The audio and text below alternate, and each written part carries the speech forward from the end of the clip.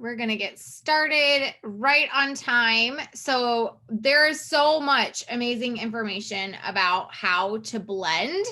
And so I'm just going to dig right in. I'm actually using two references. I'm using Sarah Harnish's game plan oil script book. She has got so many awesome scripts in here. I kind of took some bits and pieces that I thought would be relevant. And then also, if you have not gotten this book and you love oils, whether you're new or a veteran, this is an awesome book to get. It's called The Art of Blending with Essential Oils by Deborah Rayburn.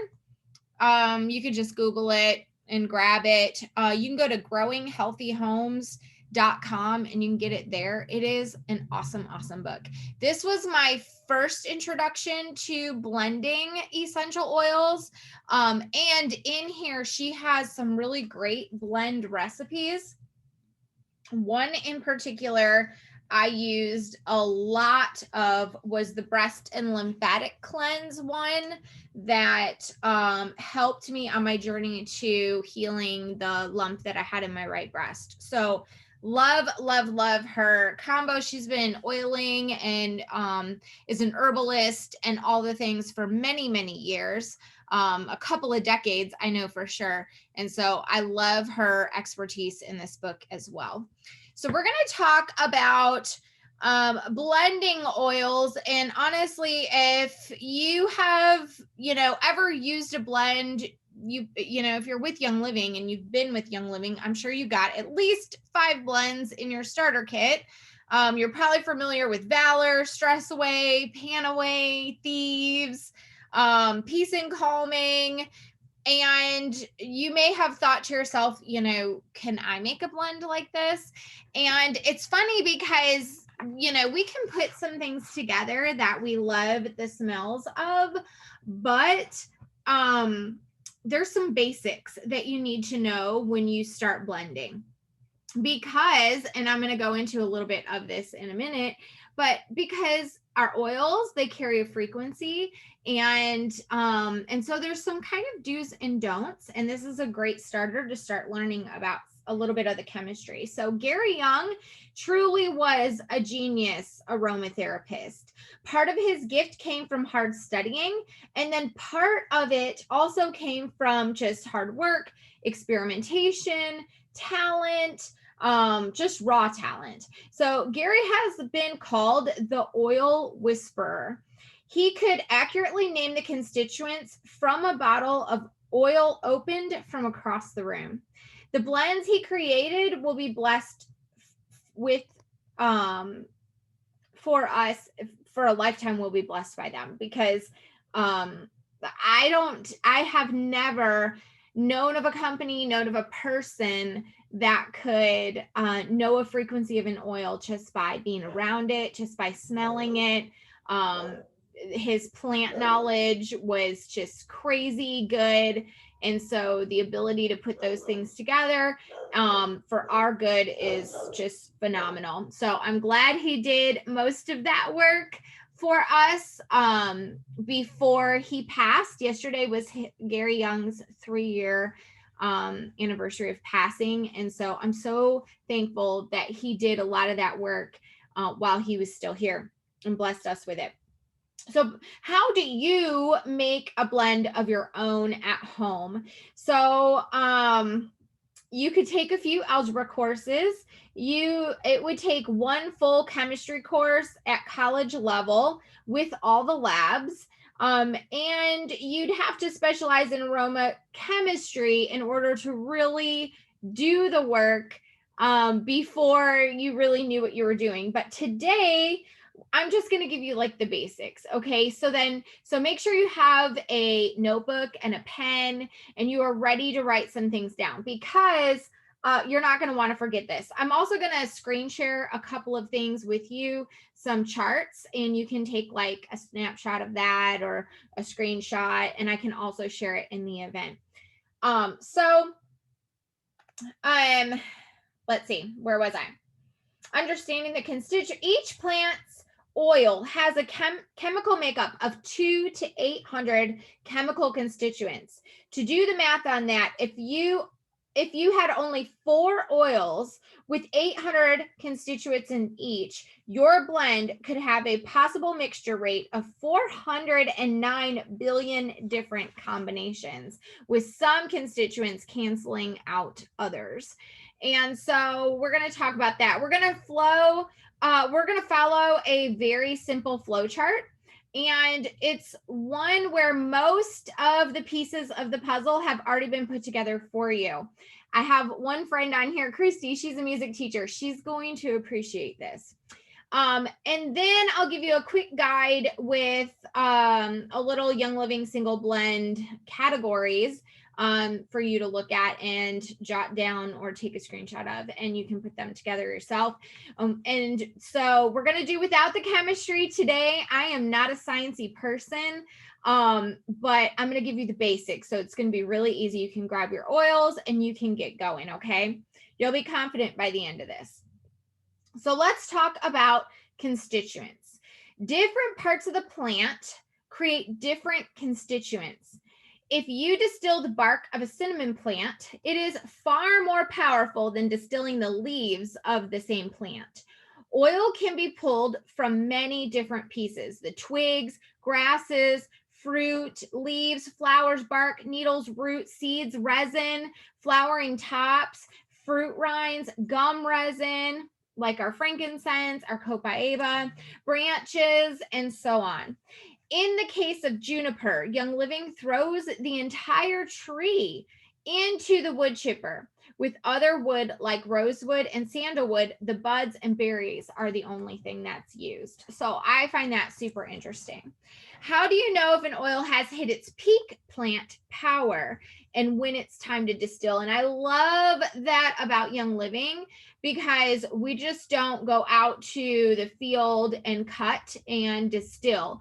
Everything is done. Every plant, every flower, every tree is harvested in such a way that research has been done to make sure that it is at its highest peak. So they use various instruments. Few people know how to read them, so it's really an art. And then there is a report that looks at, the fingerprints and the blood work of every branch or batch of essential oil. So it measures the chemical constituents of a particular essential oil in order to determine its quality. And so that has a lot to do too with whether your blend is going to match up to what you want it to be. Is it the highest quality? And you want to make sure that it is. And with Young Living it is. So let's talk about top, middle, and base notes. If you've ever used Melissa Pepping's perfumery book, she talks about this in there. She talks about how to use the recipes that she has for making perfume with essential oils, which smell absolutely like heaven. Let me just tell you, I've smelled all the blends and all the things after years of being with Young Living, and I smelled some of her perfumery blends, and they will just knock your socks off. They're absolutely beautiful. And she uses this same technique with the top, middle, and base notes. In aromatherapy, there is a literal scale of smells that was first coined by the famous English chemist and perfumer George W. Pesces, born in 1820. It was such an accurate way of describing the smell, which is a hard thing to write down, that the system stuck. And for 2 centuries, he used musical metaphors with words such as notes, chords, harmony, and progression. His system stuck, and aromatherapists around the world still use it after 200 years. So that's pretty cool. Think of your oil blend as a composition. Okay, the oils and their smells are sounds or music notes. The blends must not be out of tune. When you play on the scale, you will go from the lowest note, the base note or the heaviest, which I'm going to explain here in a minute, to the top note, the high note, or the sharpest note. The notes in between are middle notes. Each smell note corresponds to a key. Okay, so blends by notes are, and this will kind of give you an example. If you are blending an oil by notes, you're using one of the most common techniques for blend creation. Let's break down each category. So the top note smells would be citrus, okay, aromatic, and then the middle note smells are floral, green, fruity, or spicy. The base note smells are woody or amber. Those are ones we consider more grounding smells. They're the more like the tree smells. Your blend should include at least one or more of each of these categories. So top, middle, and base, okay? So one or more. We're going to break that down also. A good blend will also include a fourth note, a fixative or bridge note. And perfumers recommend lavender, peppermint, chamomile, marjoram, copaiba, myrrh, and our brand new one, vanilla. You know, vanilla is used in a lot of perfumes and scents because of that, because it's a fixative. It kind of brings it all together. So what are top notes? And I will tell you, she kind of, in this script, she kind of goes backwards, and she starts with the top notes and then goes to the middle notes and then the base notes. But when you are creating your blend, you're going to go the other way. So she kind of goes backwards. And I just wanted to say that in the beginning. And then right after this, remind me if I forget in the chat to share with you the blending cheat sheet, which is really good to have and just kind of keep like on your phone, or you can even print it or whatever. So what are top notes? Top notes have a light, fresh aroma. They are the first scent that you smell after opening a bottle or applying an oil topically to your skin. They evaporate quickly, so that's a lot of the citrus smells of oils. They evaporate really quickly, but they give you the first impression when you have an oil. So neroli, lavender, bergamot, those are all top notes. Most top notes are made from aldehydes and esters, which come from fruits, flowers, and leaves. So think of it that way. It's the fruit of the tree or the blossom or the leaf. It's the thing at the end, not necessarily the roots or the stems. It's the after fruit. So for blending, you will want to use 3 to 15 drops of a top note for each 30 ml roll-on. I'm going to show you what that looks like. But most use a 10 ml. So you probably have a 10 ml, and that means that you want as many as 1 to 5 drops of a top note in a single roll-on to have it blended effectively. So basically she uses a lot of her recipes in here with a 30 ml, and you can get these on Amazon. I could never find a metal top. You might be able to, or a stainless steel.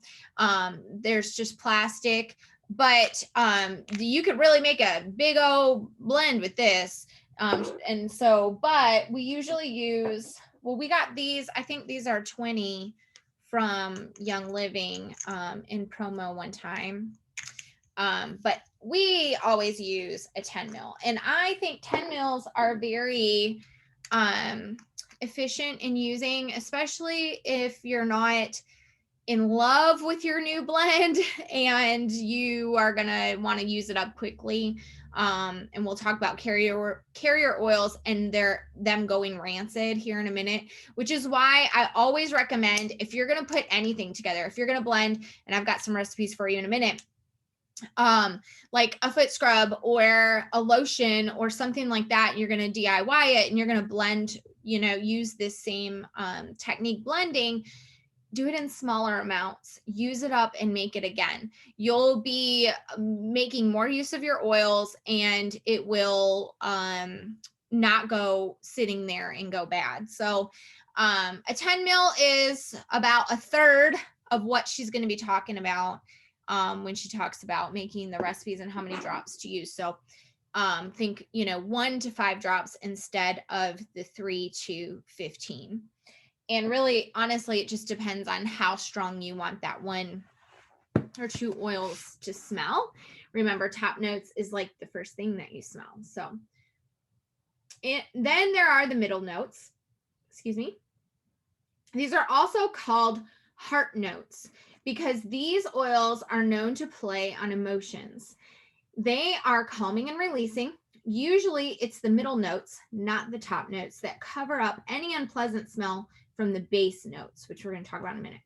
Common middle notes are Roman chamomile, cypress, juniper, rosemary, peppermint, lavender, and balsam fir. These are also called enhancers, equalizers, and balancers. Chemically, they're monoterpene alcohols that are found in herbs, leaves, flowers, and needles. Middle notes are what we smell after the top note fades, or about 15 seconds after we first encounter that smell. Middle notes can last 2 to 4 hours on the body. For blending, you're going to use 2 to 10 drops for a 30 ml roll-on, but remember, we're probably going to use a 10 ml, which is about 1 to 3 drops of a middle note, okay? So the last she has on here, but really you're going to use this first when you're making your blend, are the base notes, okay? Base notes are the backbone and the foundation of your blend. It is the smell of an oil that users will remember because it sticks with them. If you pick up a bottle of an oil and smell it, it will be a good 30 seconds until your nose picks up that base note, which is a long time. I was really surprised by that. Examples of a base note are vanilla, which if you think about smelling stress away, which most of us have, think about most of the time you pick up that vanilla and it kind of sticks with you. Cistus, cedarwood, rose, ginger, sandalwood, patchouli, frankincense, ylang ylang, tarragon, vetiver, and any other woody or earthy scents. Okay, so whenever you make a blend, always put the base note first. Typically, you will only put one base note in your blend if you want to use it to enact change in the body. If you're just making a nice smell, then you can use more than one base note, depending on whatever you want to use. These oils will last the longest in the body, about 72 hours. From a chemical standpoint, these notes are made up of sesquiterpenes and I think it's pronounced diterpenes, and are found in the roots and the resins. For any blend to be successful, it should be a combination of all three, okay? At least one top note, one middle note, and one base note. But you can play off of those once you get those down. So let me share with you real quick. Give me just 1 second to bring these up. Let me share with you. It's kind of small. I don't know how it's going to look for you, but let me see.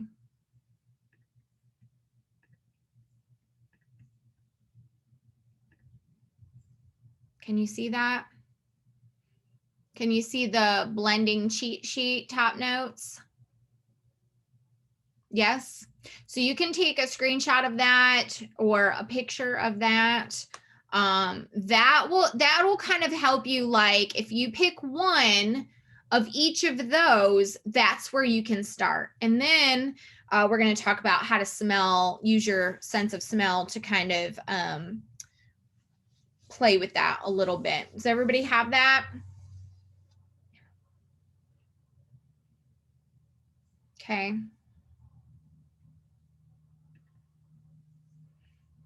Okay. And then I have some recipes to share with you at the end too. Don't let me forget. So, so this sounds a little strange, but to keep your roll-on in tune, remember our reference to the musical staff. You must first drop the base note in the bottle. Next, add the middle note, then put in the top note. And then finally, you're going to add a carrier. And you'll add that, you know, just as much as you want. You can add it to the top and add the, then put the cap on. how you assemble it in the bottle affects how the oil blends together and the reactions that they have, which I think is super interesting. It impacts their smell, it impacts their power in the body, and it impacts the odor intensity.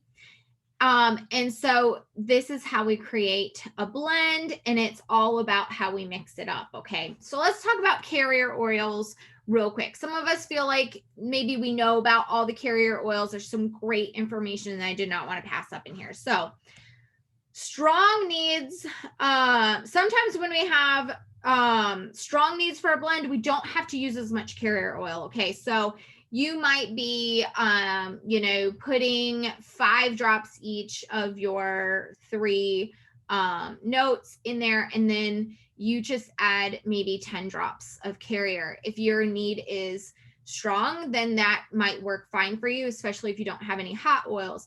If you're making this maybe for your child or a pet or something like that, you're going to want to use a lot more carrier. Smaller the person, the more carrier, right? Or the animal.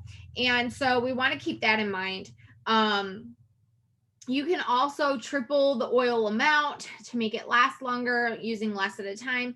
But also remember, like, sometimes too much can cancel out what you're actually trying to achieve. So sometimes our body will get too much of the good thing and then not actually use it at all.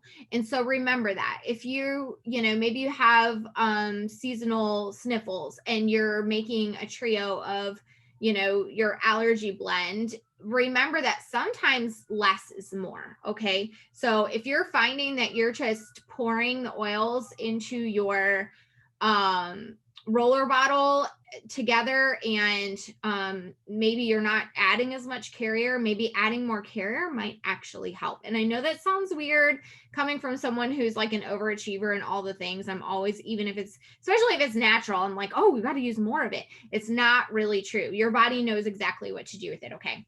So also, if you're using hot oils, carrier oils are very, very important. So oils like cinnamon, clove, oregano, just to name a few, those are hot. They cause redness on your skin. You definitely do not want to skip the carrier oil, okay?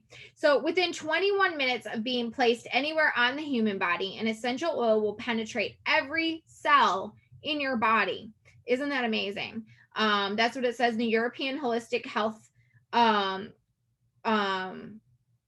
says by Jane Goldberg, who wrote that.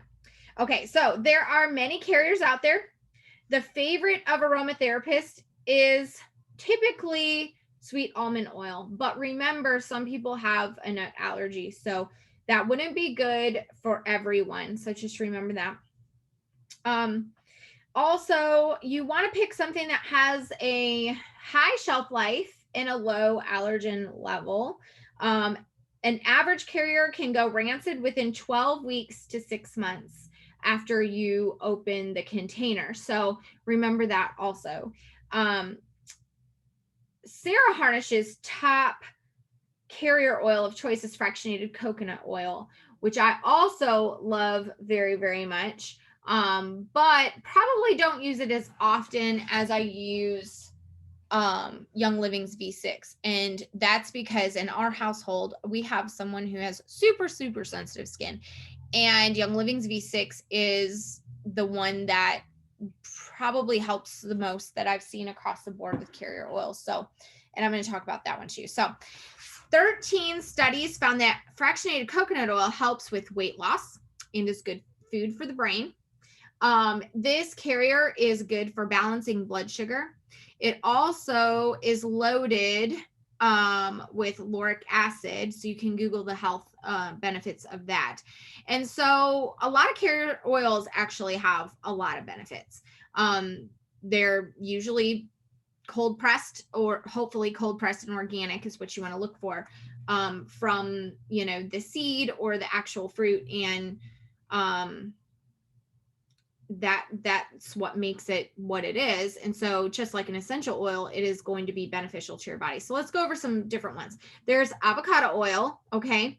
It is rich in vitamins A, B1, B2, D, and E. It delays aging because it's rich in essential fatty acids. It acts as a sunscreen and helps with cell regeneration. So it's great for the skin. The next one is grapeseed oil. It is pleasing, light green, and odorless. It's not very greasy either, so I like that. It's great for all skin types and alleviates acne. I will say it's probably, I don't know, y'all might agree with me if you've looked for it, but it's probably one of the hardest ones to find organically, or in its purest form. I don't know why. Maybe it's just so processed or refined. Jojoba oil is the next one. It is actually a liquid wax, which I did not know that. It's very beneficial for the skin and healing of inflamed skin. Jojoba oil is particularly great for oily skin because it dissolves excess sebum. So I think that's how you say that. I always liked using either argan oil or jojoba oil for my skin. I have naturally oily skin. Olive oil, also used to be harder to find in the organic form. It is one of the most adulterated fatty oils in the world, but you can find it organic. Read your labels, obviously, and make sure you know where you're getting it from. It protects the body from free radical damage. Virgin means it comes from the first pressing of the fruit. It's the most potent. Olive oil is also great for dry, damaged, or split hair. It can also be used on scars. So, think about like also the blend that you're making, the purpose, then you can kind of base your carrier oil on that if you have a variety or you're looking to gain a variety for your cabinet. Sunflower oil, it is high in vitamins A and D and E. It doesn't leave the skin feeling oily. I actually haven't even used sunflower oil. It replaces the linoleic acid, which is washed away with soap when you shower. Sunflower oil is soothing to sunburns. It works as a diuretic and can also soothe the lungs. This oil is not easily absorbed into the skin. Therefore, it should be combined with a carrier that is easily absorbed. So you wouldn't use sunflower oil alone. You would use it with other carrier. Let me see if it's in. Yeah, it's in the V6. Sweet almond oil is good for the heart. It helps prevent free radical damage, and it makes an excellent moisturizer. And then there's wheat germ oil. It is high in vitamins E, B1, B2, B3, B6, E, and zinc, potassium, sulfur, and phosphorus. This oil helps the formation of new cells and helps damaged skin. It is great for minimizing wrinkles, stretch marks, and burns. It can also strengthen the nervous system. So how cool is that? Her second choice is that from the Young Living, or the fractionated coconut oil, is the Young Living V6 massage oil. And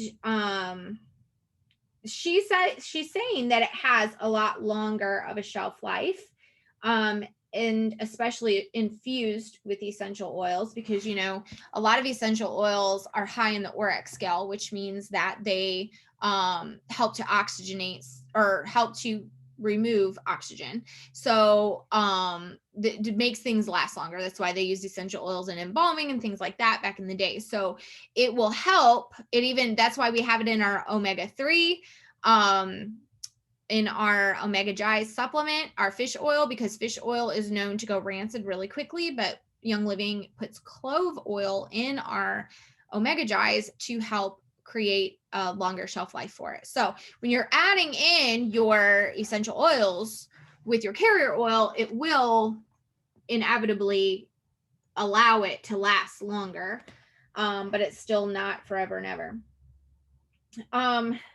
So the V6, it includes 6 carrier oils. It has sesame oil, grapeseed oil, sweet almond oil, wheat germ oil, sunflower oil, and olive fruit oil.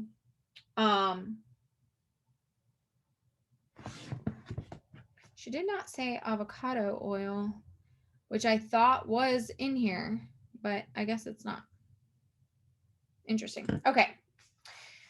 So you can actually get you can get it in this 8-ounce size. You can get it free with your points. You can add it to your ER, but you can also get a ginormous 32-ounce. So we just keep our older bottles, and then I always rebuy the bigger one, and we'll just pour into these because we have like one in our bathroom, one in our kitchen, and you know, whatever. So wherever you're going to use them, or fill smaller, you know, dropper bottles if you're traveling or whatever. Okay. So, she said she usually keeps these blends about 6 to 8 months, or 2 years if they're refrigerated, because carrier oils are greatly influenced by heat and light. So, I never thought about keeping my blends in the refrigerator, but I think I'll start, especially the ones that we don't use all the way all the time, you know. I do generally tend to make blends for my kids based on their Zytoscan, but I almost force them to use it all the way before they're done. So that bottle better be empty, you know, within a few days. But we do have blends too that we don't use all the time, like our raindrop roller that I make. You know, I might start keeping that in the fridge just to make sure that it stays longer. So carrier oils are completely different from essential oils because their molecules are much larger. And there are 2 ways of extracting the carrier oil. Like I said, cold pressed by smashing it. And let's see, cold pressed and, well, I thought that was the same thing.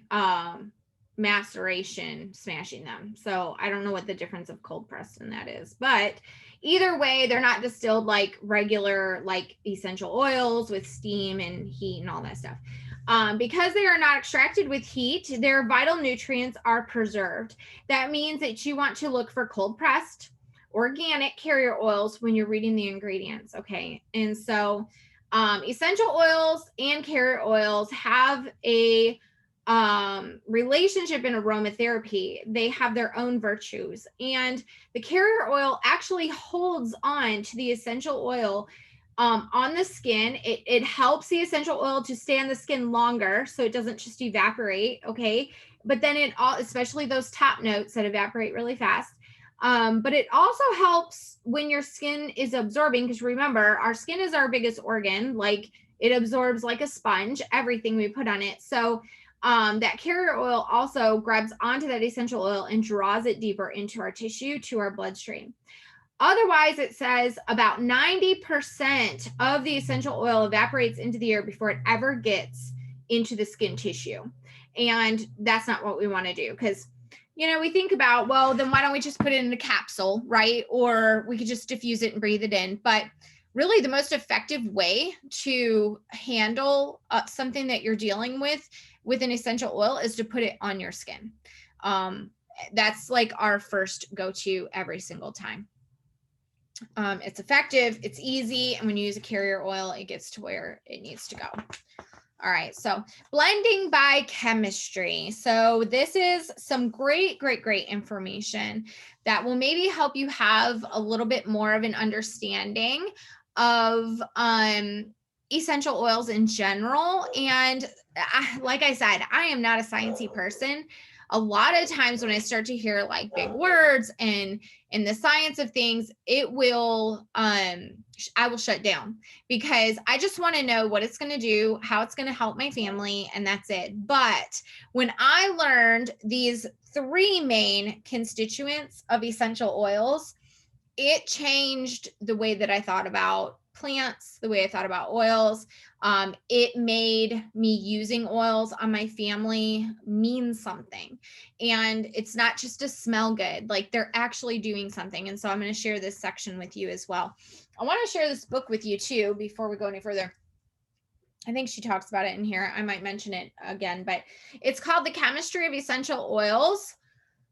Made Simple by Dr. David Stewart. It's a thick book. but it does actually make it simple. It is a very, very good book.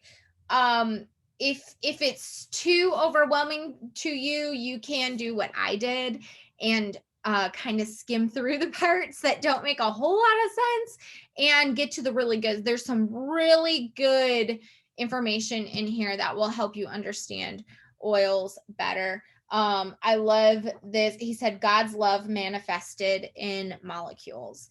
And so that's pretty cool. So blending by chemistry. This next blending style is a bit of a kick in the face, and I'll cover it quickly. If you want a fantastic read, go to that book. I forgot, she mentions it right off the bat. And in his book, Dr. Stewart covers aroma chemistry in a much deeper context than I can go here. He was a master chemist, just like Gary. They were best friends. So let's hit the basics and help you to understand this and use this for your purpose of blending. So the long and the short of it is that essential oils contain a complex of natural compounds that determine their fragrance and their properties. Okay, so oils contain compounds made up of oxygen, carbon, hydrogen that work together in the human body. The average oil contains 100 to 300 components and thousands of other trace compounds. Nature far exceeds the laboratory, and we have spent a lot of time trying to tear these apart in labs. Understanding chemistry can help you assess the suitability for treating a specific condition. This is something that Gary was a true master of. This is how we got blends like Panaway, Raven, Mr., Stress Away, and so many more. Each of those oils has constituents with qualities that he wanted to focus on. 3 constituents you hear a lot about are monoterpenes, sesquiterpenes, and phenols, okay? So monoterpenes, it's the most valuable compatibility to its reprogramming miswritten information in cellular memory back to the original design with the correct information based on healthy cells, which is a very non-compliant way of saying that it has the ability to create new, perfectly healthy, good DNA in you that your body knows what to do with, okay? This is really, really good. High monoterpene oils are angelica, pine, cypress, hyssop. If you notice, there's a couple of really good biblical oils in there: juniper, frankincense, cistus, and most citrus oils. So cypress, hyssop, frankincense, cistus, those are all biblical oils. Sesquiterpenes are they stimulate the pineal and the pituitary glands. Okay, these are your reset compounds. Their main job is to purge and erase incorrect information in the cellular memory. So they're going to clean a lot of stuff and get rid of it. All right, and then phenols. Most of you probably heard about phenols. These are important, that they are so important, so powerful, that they should only be used in low concentration. They cleanse the receptor sites on the cell walls. They are highly antiseptic. They can stimulate the immune system. And she likes to say, wipe the cell door clean so the cells can receive proper information later. So thyme, oregano, those are really high phenol oils, okay? There's other constituents in the oils, but those are really the main ones. And you must understand the chemistry of oils in order to blend in this way. The individual chemistry will determine how much of an oil that you put in it. The tricky part is that although there are hundreds of recognized chemicals in a drop of oil, there are hundreds more trace compounds that scientists have yet to discover. This means that you don't always know what you are putting in. It's not an exact science. Here's the best tip I can give you. If you have a good encyclopedia reference guide like Dr. Stewart's to identify the compounds in each oil, a blend made this way should have at least 5 to 15 sesquiterpenes percent, 20 to 40% monoterpenes, and then 50 to 60% phenols or ketones, okay? And we'll just stop right there with the chemistry. So blending in this way can be a little bit trickier, but if you have more of a green side to you or a science side, you really love to read, you want to dig in a little bit deeper, this might be your cup of tea. Like this might mean everything for you and your family and to really change some stuff around. So that's just a little tidbit of it. So blending by effect, okay? Just smelling the fragrance of a rose can elevate your mood, even when the scent is too faint for the mind to notice that healing is taking place. The nose, which is wired differently from the other 4 senses, carries molecules to the emotional center of the brain where memories are stored. There are 800 million nerve endings in the nose that can detect smells. When breathing in the fragrance of an essential oil, keep in mind that it oozes from a plant just like blood oozes from our skin when we are cut. Fragrance is one of man's greatest enjoyments, bringing back memories of past experiences and creating feelings of security, grounding, and well-being. This could be a major breakthrough in releasing emotional trauma and so much more. Scientific research has revealed that there are certain chemical constituents in essential oils that can make some more stimulating, like peppermint, and others more soothing, like orange or camphor wood found in Valor. And you've probably experienced that already, right? Like just by smelling an oil, you can kind of know how it makes you feel. And if you want more of it, or if you're, need it at a certain time of the day, maybe you diffuse peppermint or use peppermint in the morning because you know that it wakes you up. So stimulating essential oils based on constituents are basil, celery, citronella, coriander, eucalyptus, fennel, grapefruit, lemon, lime, orange, all the citrus, oregano, palmarosa, peppermint, lemon, verbena, sage, spearmint, tea tree. It goes on and on. Soothing essential oils based on constituents. There are a lot less of those. Bergamot, clary sage, lemongrass, fir geranium, cedarwood, cistus, frankincense, petitgreen, spearmint, tangerine, tea tree, neroli, thyme, melissa, sandalwood, tarragon, valerian, vanilla, vetiver, and ylang ylang. So, should I blend blends is a great question. I actually had this question asked so many times. And the short answer is probably not, because they've already been blended. But so she just goes into a little bit of detail, which I love, and I wanted to share it with you. As a general rule, I do not blend blends. They are already perfectly mended together by chemistry. When you throw other oils into the mix, even if it's just a single oil with a blended oil, it will throw it all off. You can see from the study of this class how crazy it can get in just one little bottle.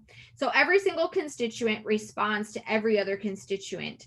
There are living drops of plants in these bottles. I would say stick to single oils, which are more predictable. And I agree. So I have heard of people putting like 5 blends together in their diffuser and they just love it. But I have never found that to really be as beneficial as just using one at a time. So, and I like this too, to blend or not to blend. So this also has to do with putting oils on you. Do you, put all the drops in your hand at one time, or do you layer them? So this famous quote from Dr. David Stewart says, which is best? To apply oils subsequently, one at a time in layers, or to mix and apply them all at once. I could answer this with a question: what do you want? Melodies, scales, or intervals, harmonies, and chords? Essential oils, like I said before, are like notes played on an instrument. When a specific pitch or frequency is sounded by an instrument or voice, there is a whole spectrum of frequencies pronounced. The essential oil frequencies come from the bond between the elements, compromising the molecules of their compounds. Those bonds of carbon, hydrogen, and oxygen act like strings of different pitches, just like a harp. When musical notes are played in sequence, one right after another, we get melodies and scales.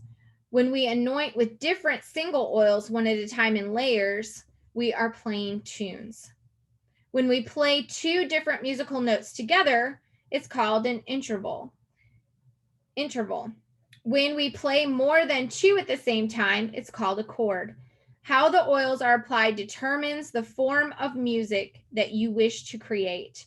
The short answer to Dr. Stewart's question from before, but which are best, applying oils in layers or applying a blend, is that neither is best.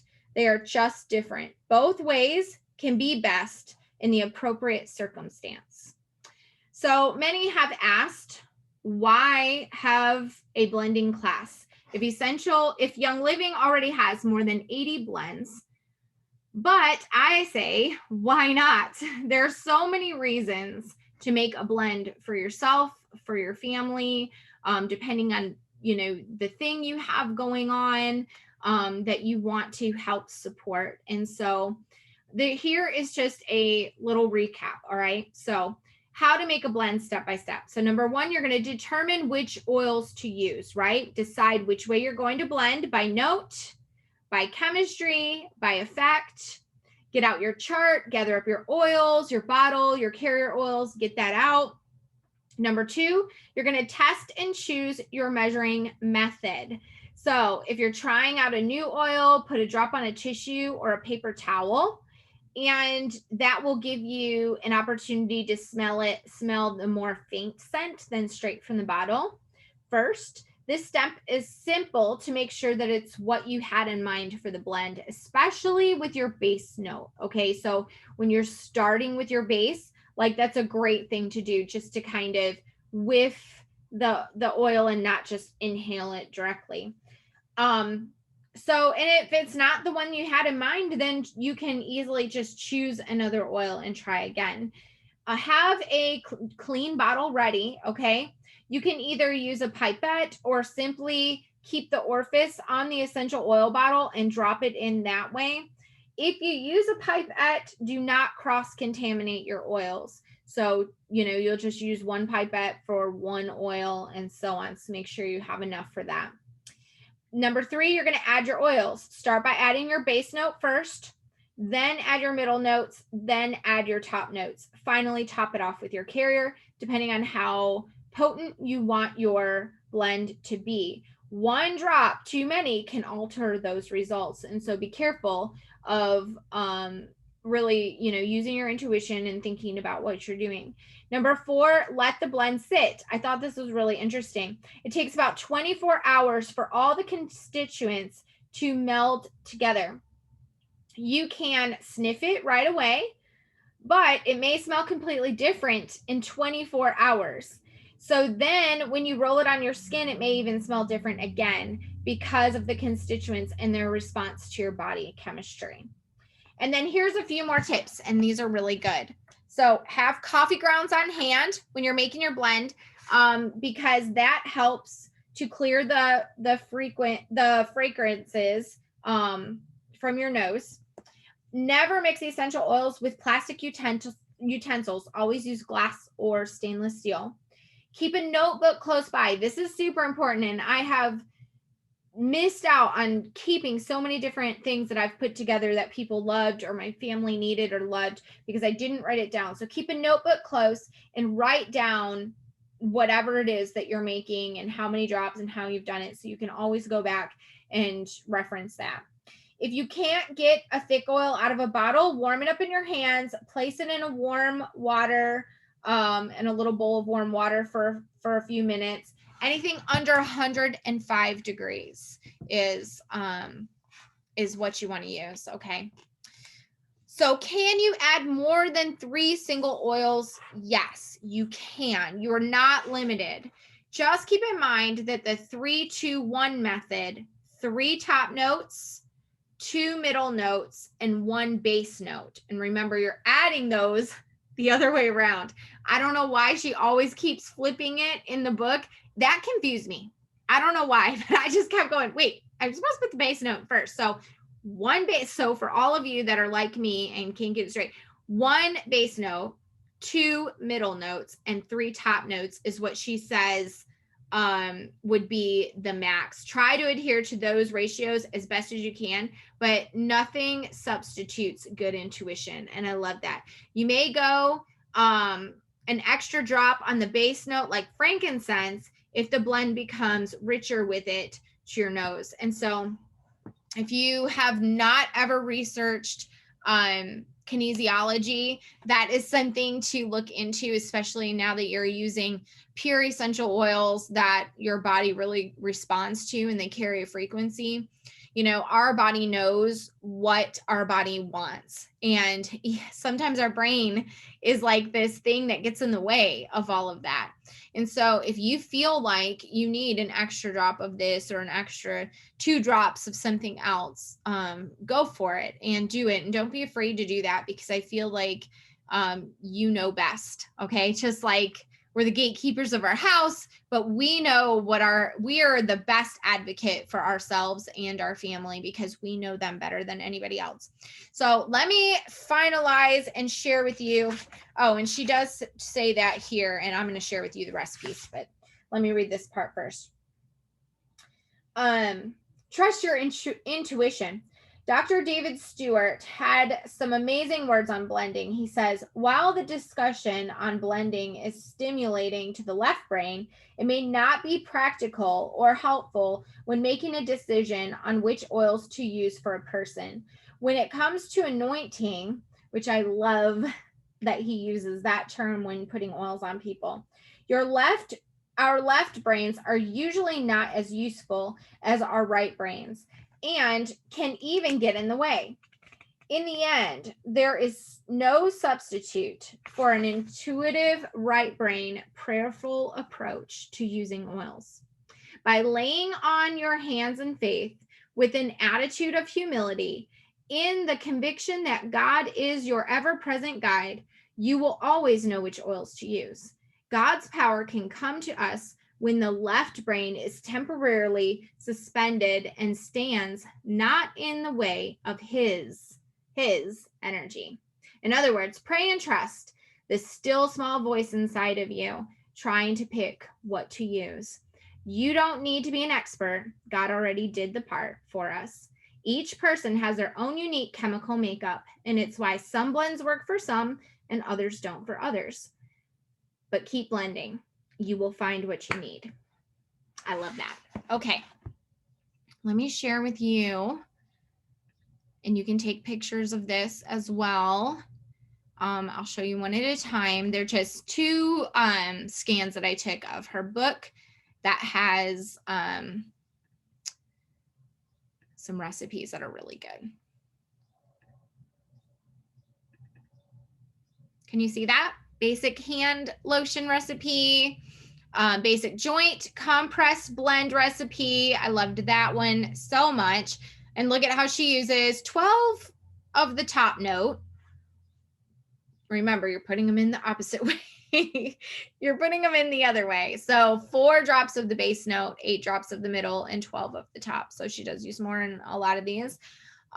She is also talking about using a 30 mil roller. Okay, so remember that.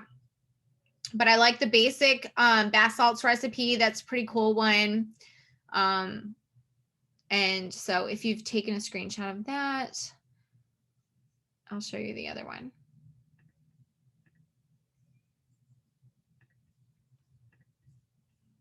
Hang on here.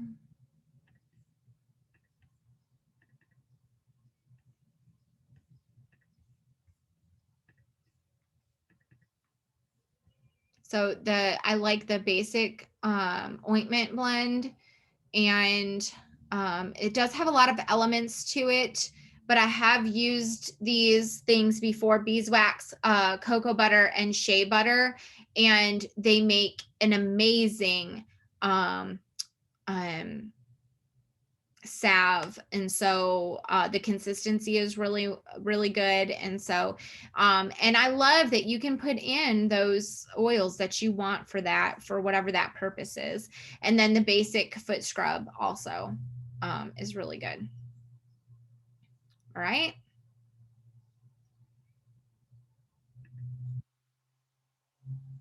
Okay.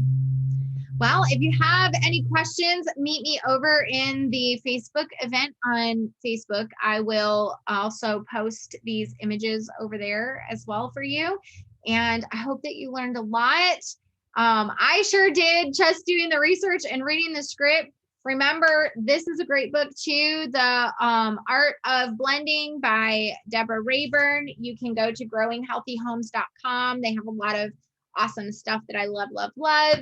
And one of my favorite books by Dr. David Stewart, The Chemistry of Essential Oils Made Simple. All right, guys, I love you. Have a great rest of your day.